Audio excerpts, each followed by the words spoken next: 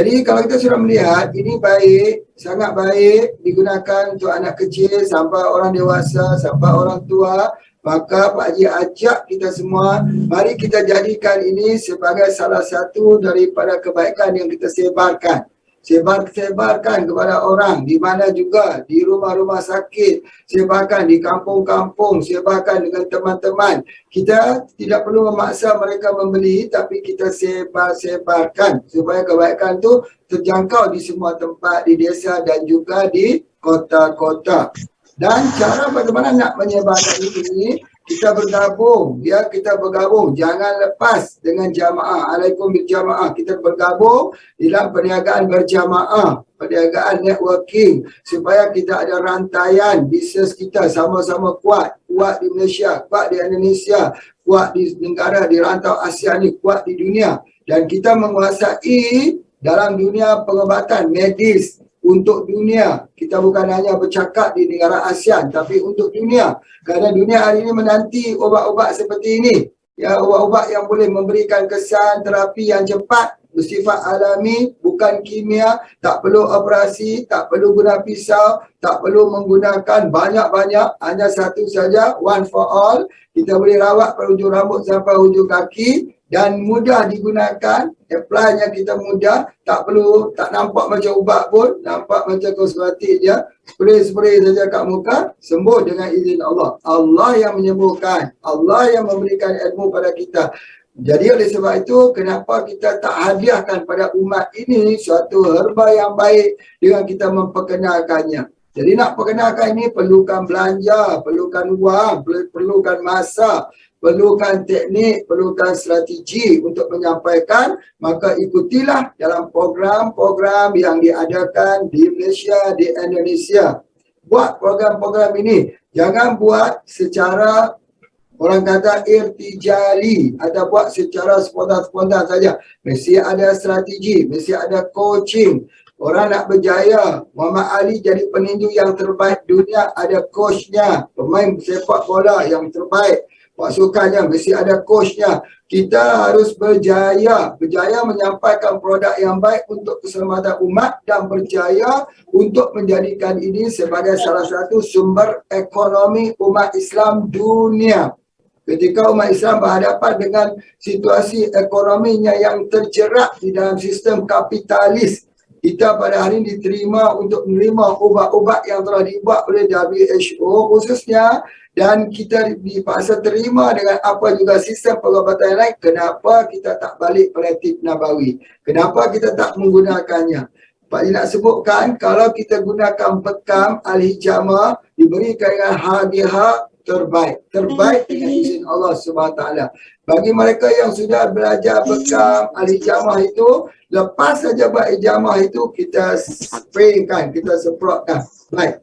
Kalau ada orang yang bertanya, maaf Pak Haji, kami orang susah, tak boleh nak membeli, harganya itu, ya, maaf, caranya mudah saja. Kita jual yang murah-murah. Murah-murah, kita ambil saja air mineral yang 1,5 liter itu, kita semprotkan 3 kali saja. Kita semprotkan kat situ, jual RM25,000 saja.